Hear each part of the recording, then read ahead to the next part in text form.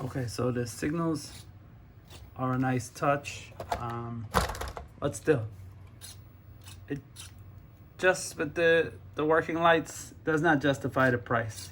For $140, they could have gone a little bit extra and give you more bang for your buck. Um, that's pretty much it. Working headlights, signals.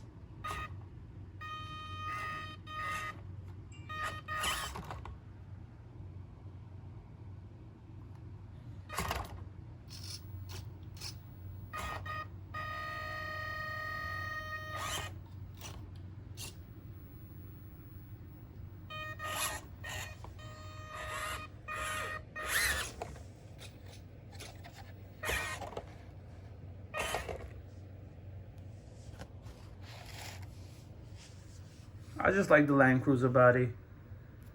Let me see if the Mini Cooper body would fit.